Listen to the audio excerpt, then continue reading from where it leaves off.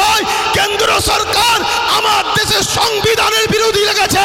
অতএব সংবিধান আগে না কেন্দ্র সরকার আগে? জোরে বলেন, জোরে বলেন। আজকে বলুন, টোটাল ভারতবর্ষে যদি বা বাংলা থেকে যদি 2-5টা নওশাদ সিদ্দিকীর মতো যদি সেন্টারে পাঠানো যেত, তাহলে বিল করার সাথে সাথে চেয়ার ছুঁড়ে মারত। এখান থেকে সংবিধানের বিরুদ্ধে কথা বলছিস? তাহলে একদিকে যেমন এটা আমার ধর্মকে মিটাবার ষড়যন্ত্র, অপর দিকে এর পিছনে পুরো ভারতের মুসলমানদের ঘরে নাগরিকহীন করে এদেরকে গণহত্যা করার একটা ষড়যন্ত্র চলছে। মনে রাখবেন, এই জায়গায় আমাদেরকে জীবনের শেষ নিঃশ্বাস দিয়ে হলেও আমাদের ওয়াকফ, আমাদের মসজিদ, আমাদের মাদ্রাসা, আমাদের কবরস্থান, আমাদের ঐতিহ্য আমাদেরকে বাঁচাবার জন্য সংগ্রাম করে যেতে হবে। এতে আপনারা তৈরি আছেন না নাই বলুন? তৈরি আছেন তো নাকি? আর মনে রাখবেন, কেন্দ্রে আজকে যে সরকার আছে, কাল বেটা মরে যাবে, অন্যজন আসবে, পরশুদিন আবার কেউ চলে যাবে, অন্যজন আসবে। কত সরকার এসেছে, কত সরকার চলে গেছে, কত রাজ্য এসেছে, কত চলে গেছে। কিন্তু মনে রাখবেন, এ দেশের একটা সংবিধান আছে। এই সংবিধান আমাদের ছিল, আছে, থাকবে।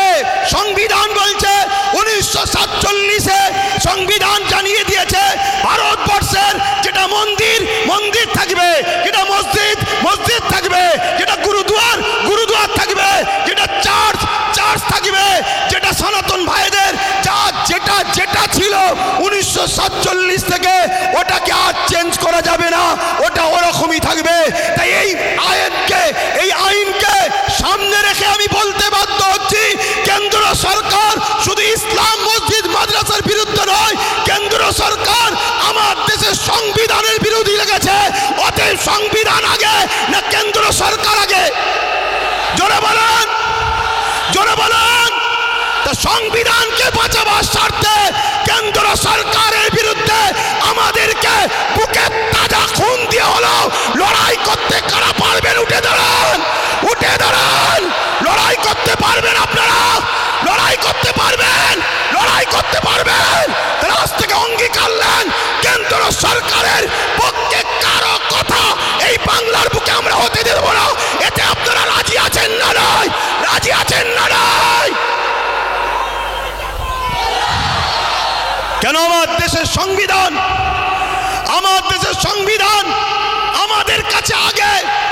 আমার দেশের সংবিধানকে যে বুড়াগুল তুলবে, আমার দেশের সংবিধানের বিরুদ্ধে যে কথা বলবে, আমার দেশের সংবিধানকে যে মিটাতে চাইবে, আমরা তাকে মূল গোড়া থেকে মিটিয়ে দেওয়া রাজি আছে। কেন? অনেক কষ্ট করে এদের স্বাধীন হয়েছে।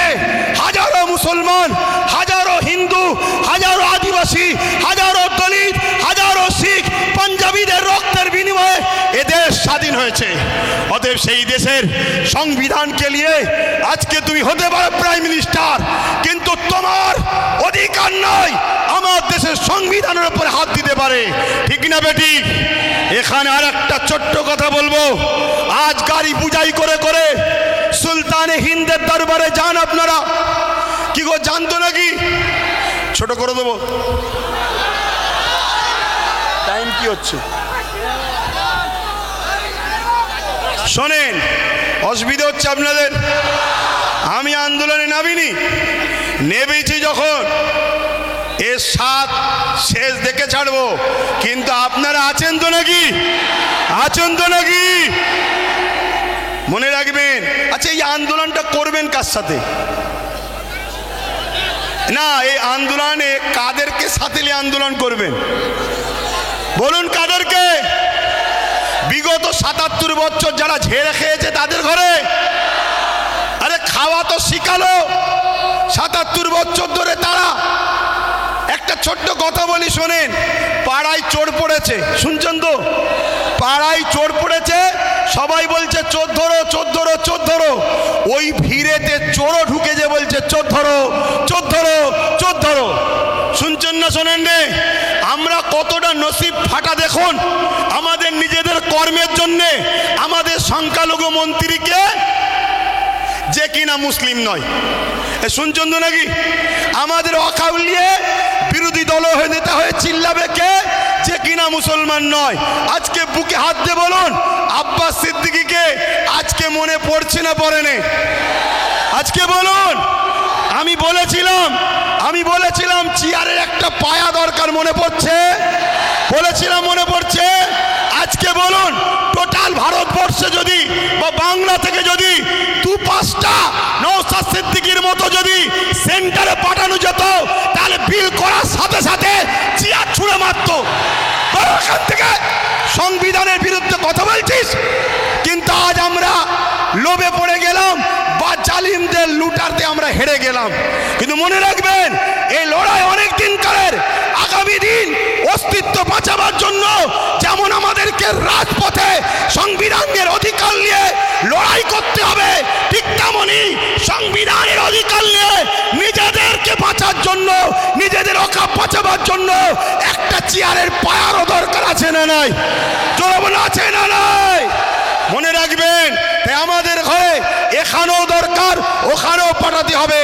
যখনই সংবিধান বিরোধী কিছু কথা হবে, তখনই তারা লড়বে। আজকে বলুন, আব্বাস সিদ্দিকী ভুল করেছিল।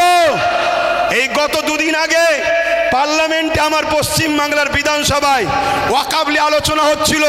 বড় বড় দাঁড়িয়ে রাখা মৌলী সাহেব কলকাতায় দাঁড়িয়ে বড় বড় ফুটানি দিচ্ছিল, ওর মধ্যে ঢুকে একটা ওয়াকফের পক্ষে কথা বলেনি, একটাও কথা বলেনি। আমি আপনাকে রিপোর্ট বলে যাচ্ছি, কেন? ও যদি কথা বলে পরের বারে টিকিট পাবে না, তাহলে এইরকম যদি মুনাফেক মুসলমান আমাদের মাথায় বসে থাকে, তাহলে আমাদেরকে লুটবে না তো কাদেরকে লুটবে? তাহলে এর জন্য আমাদের দোষ আছে না নাই? আগামী দিন বাচ্চাদের ভবিষ্যতের স্বার্থে, কেন ওয়াকফ হলো সব থেকে বড় ইস্যু, এটা যদি মিটে যায় তোমাদের সব অস্তিত্ব মিটে যাবে। ওয়াকফ যখন থাকবে না, তুমি ভারতে স্বাধীনতার আগে দেশ ছিলে, প্রমাণ দেখাতে পারবে না। আরে তোমার মসজিদে থাকার পরও প্রমাণ দেখাতে পারছো না, তারপরে মনে রাখবে তখন তোমাকে বলবে যদিও থাকে থাক, ভোটটা দিতে পারবে না। শুনছেন না শোনেন না? এ বিরাট বড় নাটক, অনেক বড় চেন চলছে। মনে রাখবেন, বিগত দিন যা বলেছি আজকে সেটা ঘটছে না ঘটেনি। আজকে যেটা বলছি, যদি ঘুমিয়ে থাকো, অগ্রাহ্য করো, তাহলে আগামী দিন কিন্তু কোনো ঘটবে, তখন কিন্তু আব্বাস সিদ্দিকী আর বলার জন্য থাকবে না। এটা বলে দিয়ে গেলাম। এ লড়াই আমাদের জীবন মরণের লড়াই, এ লড়াই আমাদের বাচ্চাদের লড়াই। মুসলমান আমার কওমের ভাইয়েরা, ওটা অন্য সমাজের মানুষের সঙ্গে ওয়াকফ নিয়ে নিজেরা বন্ধুর মতো আলোচনা করো, তাদেরকেও বুঝাও যে ভাই, এ লড়াই কোনো হিন্দু মুসলমানের লড়াই নয়, এ লড়াই অন্য কোনো জাতি ধর্মের বিরুদ্ধে লড়াই নয়। এটা কেন্দ্র সরকার বিভাজন লাগাতে চাইছে। এ লড়াই আমার অধিকার, আমার যেটা গণতান্ত্রিক রাইট, আমার সংবিধানের রাইট, এই রাইটকে কেন্দ্র সরকার লুটছে, এটা মানুষকে বুঝাও। আজকে ছোট্ট একটা কথা বলি, আজকে আজমির শরীফে নাকি হিন্দু ভাইদের কোনো একটা বিশ্বাস, শিবলিঙ্গর কি ধর্মীয় একটা কিছু ব্যাপার আছে। আমি ভাই কারো ধর্ম নিয়ে বেশি কথা বলা পছন্দ করি না, এটা প্রেমের জিনিস। কিন্তু আমি আমার হিন্দু ভাই, সনাতনী ভাই শ্রদ্ধার সাথে জানাচ্ছি, বলুন তো ভাই, যখন খাজা গরিবে নওয়াজ হুজুরের রওজা তৈরি হয়, আজ থেকে প্রায় 800 বছর আগে আলাউদ্দিন খিলজি তখন ছিল, তখন তো হিন্দুস্তানে হাজারো লাখো হিন্দু ভাইয়েরা ছিল, আজমিরেও ছিল। কই তখন তো কেউ কথা তোলেনি যেটা আপনি শিবলিঙ্গর আমাদের তীর্থভূমি আছে, সেটাকে ভেঙে কেন আপনি করলেন? তারপরে আরো অনেক হুকুমাতরা এসেছে, কই কখনো তো কোনো হিন্দু ভাই, সনাতন ভাই আওয়াজ তোলেনি। তারপরে ইংরেজ এসেছে, আজকে আমার দেশে এই বিজেপির অটল বিহারী বাজপেয়ী সাহেব এসেছে, কই তখন তো আওয়াজ ওঠেনি। এটা শুধুমাত্র আমাদেরকে ব্রেন ডাইভার্ট করছে, হিন্দু ভাইদের ঘরে বোকা বানানো হচ্ছে। শ্রদ্ধার সাথে বলছি, আপনারা নিশ্চয়ই জানেন LIC-কে বিক্রি করে দেওয়া হয়েছে। LIC-তে চাকরি গেছে কাদের? খারাপ নেবেন না, LIC মুসলমানরা চাকরি করে না, আমার হিন্দু ভাইদের চাকরি গেছে। হকারকে বন্ধ করে দেওয়া হয়েছে, কাদের কাছে চাকরি বলুন? আমার হিন্দু সনাতন ভাইদের। শুনুন আমার হিন্দু ভাইরা, সনাতন ভাইরা, শ্রদ্ধা দিয়ে বলছি, যতটা আপনি ভারতকে ভালোবাসেন আমিও ততটা ভালোবাসি। আমি আপনাকে ছোট করছি না, তবে আমার ধর্ম বলছে দেশকে ভালোবাসা, তাই দেশের জন্য মরা এটা আমাদের জন্য পুণ্যের কাজ। দেশকে আমরা এতটাই ভালোবাসি, তাই আপনাদেরকে শ্রদ্ধার সাথে জানাচ্ছি, মনে রাখবেন রেল বিক্রি হয়ে গেল, জিনিসপত্রের দাম কিভাবে চলছে, একটার পর একটা, কারেন্ট থেকে শুরু করে এয়ারপোর্ট থেকে শুরু করে সব বিক্রি হয়ে যাচ্ছে। তাই আইকে চোখকে ঘোরাবার জন্য এই সব ষড়যন্ত্র চলছে। আসুন আমার সনাতন ভাই, আদিবাসী ভাই, দলিত ভাই, সাঁওতাল ভাই, শিখ ভাই, পাঞ্জাবি ভাই, ভারত আপনার, ভারত আমার, ভারত আপনার, ভারত আমার। আমি বলছি ভারত আপনার, আপনার আপনার আপনার, আমি আপনার ভাই, আমারও ভারত। আসুন মিলেমিশে যেভাবে ব্রিটিশের কালো থাবা থেকে আমার দেশকে আজাদ করেছি, এই সকল অশুভ যারা দেশকে লুটছে এদের হাত থেকে আমরা দেশকে আবার নতুন করে ফিরিয়ে সুন্দর করে সাজাবার জন্য কাঁধে কাঁধ মিলিয়ে চলি। মনে রাখবেন আমার সনাতন ভাই, আদিবাসী ভাই, দলিত ভাই, সাঁওতাল ভাই, ভারতবর্ষ হলো একটা গাছ, একটা গাছ, একটা বট গাছ বলেন আর যে কোনো গাছ বলেন, একটা শক্তিশালী বড় গাছ। এই গাছের অনেক শিকড় আছে, এই শিকড়ের নাম একটা সনাতন, একটা আদিবাসী, একটা দলিত, একটা সাঁওতাল, একটা বাগদি। মনে রাখবেন আমার ভাইরা, একটা শিকড়ের নামও মুসলমান। যদি একটা শিকড় কাটে গাছ দুর্বল হবে, অর্থাৎ দেশ দুর্বল হবে। মনে রাখবেন আমরা কারো দয়াতে খাই না, আমরা খাই রাজ্জাক আল্লাহর দয়াতে খেয়ে থাকি। তো ভাইয়েরা আমার, এখানে মনে রাখবেন আজকে সব ষড়যন্ত্র চলছে, এই ষড়যন্ত্র থেকে আমাদেরকে খুব বুঝে বুঝে পা ফেলতে হবে। তাহলে এই লড়াই হিন্দুদের বিরুদ্ধে নাকি আদিবাসী, সাঁওতাল, বাগদি, খ্রিস্টান না, কোনো ভারতীয়দের বিরুদ্ধে লড়াই নয়। এই লড়াই সংবিধানের পক্ষে, সংবিধান মিটানোকারী কেন্দ্র সরকারের বিরুদ্ধে আমাদের এই লড়াই, ঠিক না বেটি?